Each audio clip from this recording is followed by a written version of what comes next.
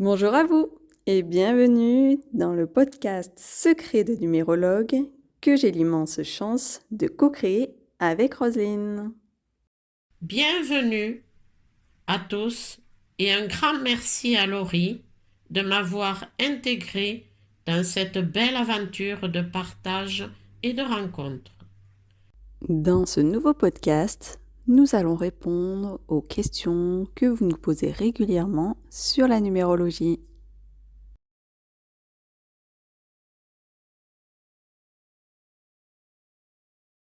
Il est effectivement important de parler de ce point, le rapport entre les nombres.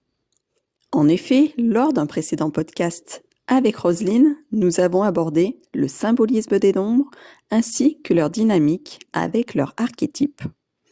Un nombre plus un autre nombre crée une synergie où chacun apporte sa petite note et colore le thème grâce à cette relation entre eux. Pour vous permettre de comprendre, on pourrait dire que les nombres sont comme des notes de musique où un nombre représente une note et donc, en associant les nombres entre eux, il y a une musique bien spécifique qui se crée. Un thème complet de naissance est donc une partition musicale que le numérologue est capable de lire et de vous décrypter. Il s'agit de votre plan de vie, votre plan d'incarnation, un peu comme un roadbook et qui vous apporte de précieuses connaissances afin de naviguer avec sérénité et non à contre-courant. Cette connaissance de soi permet une compréhension de son parcours de vie et surtout apporte un éclairage de pourquoi il peut y avoir certains blocages dans telle ou telle direction. Ce qui peut amener bien sûr à des réflexions comme est-ce vraiment le bon chemin pour moi ou encore est-ce le bon moment pour moi? La vie est très bien faite pour nous rediriger vers le chemin qu'il serait intéressant d'expérimenter. Car oui, la vie est une belle expérience pleine de vie.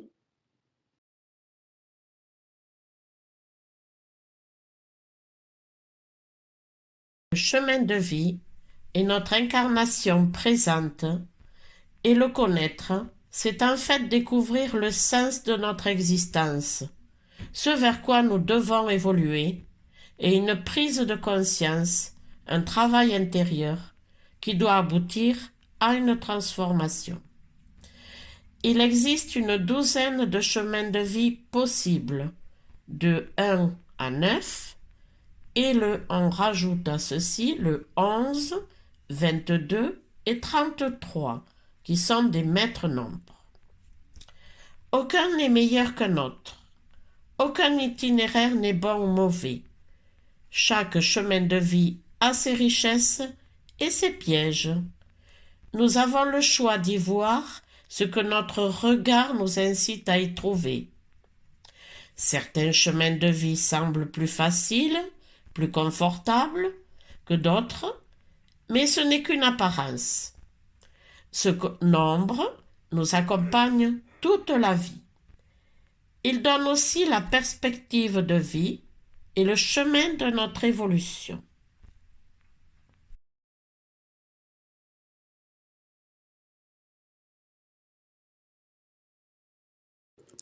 Le chemin de vie est l'élément le plus connu quand on parle numérologie. Mais à lui seul, il ne constitue pas l'entièreté d'un thème complet de naissance qui est bien plus riche. Le chemin de vie donne une dynamique de vie. Cette dynamique qui nous suit toute notre vie, ou devrais-je dire, le chemin que nous suivons toute notre vie. Cette voie est ancrée en nous et nous le vivons plus ou moins naturellement, avec parfois des résistances qui viendront apporter son lot de défis et de challenges pour nous permettre d'évoluer, car la vie est un apprentissage. Un cheminement qui nous pousse, si l'on accepte de dire oui à la vie, qui nous pousse donc vers son épanouissement personnel et donc de sortir du cadre afin d'accepter et d'oser prendre ce parcours qui est le nôtre. Les chemins de vie vont de 1 à 9, sans oublier ceux issus des sous-nombres 11, 22 et 33, qui sont des maîtres nombres important. Dans un précédent podcast, nous avons abordé le thème des sous-nombres qui apportent une dynamique différente, et d'autant plus quand c'est un chemin de vie. Je vous invite à écouter les précédents podcasts pour découvrir cela.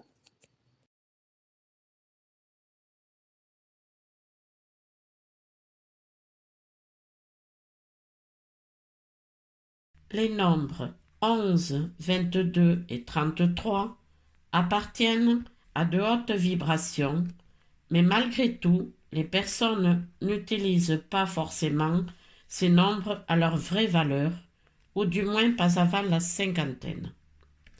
Elles utiliseront donc le 11 comme un 2, le 22 comme un 4 et le 33 comme un 6. Ces personnes disposent de ce potentiel, mais doivent apprendre à développer leur conscience. Ces nombres peuvent aussi s'exprimer dans le côté positif que le côté négatif. J'ai choisi de vous présenter le côté positif. Le 11, c'est le maître nombre du messager qui doit aider, secourir, assister, aider, révéler sans intérêt personnel pour le mieux-être de l'humanité. Le 22 est le maître nombre capable de réalisation d'envergure, doté d'une puissance hors du commun, tellement fort et nerveux que bien souvent il se réduit au 4, plus limitatif, lent, pudique, contraignant, mais solide et stable. Quant au 33, ce maître nombre de la compassion, de l'altruisme et de la compréhension des besoins d'autrui, et surtout de l'amour inconditionnel. Les chemins de vie issus des maîtres nombres sont des chemins de vie particuliers. Alors ce n'est pas parce que l'on a un chemin de vie issu d'un maître nombre que l'on a une quelconque supériorité ou autre. D'ailleurs, cela est valable pour tous les nombres. Il n'y a pas de meilleur chemin de vie et de moins bon chemin de vie. Chacun des nombres a son côté lumineux et son côté moins lumineux. Et cela est valable également pour les chemins de vie. Pour en revenir aux chemins de vie 11, 22 ou 33, ce sont des chemins de vie qui ont un parcours bien spécifique et j'ai même envie de dire un chemin de vie 2 en 1 pour ceux qui souhaitent vraiment emprunter l'itinéraire du maître nombre qui est un itinéraire plus grand et notamment en lien avec le groupe, le collectif, l'humanité. Donc de sacrées responsabilités, mais les vibrations de ces maîtres nombres apportent de la puissance qu'il est nécessaire d'apprivoiser et de développer pour votre bien et le bien de tous. Un sacré chemin de vie avec le 11, le 22 ou le 33. Nous espérons que vous avez apprécié ce podcast. Vous pouvez d'ailleurs nous le faire savoir par un like ou un commentaire. Et si vous souhaitez découvrir les suivants, nous vous invitons à vous abonner.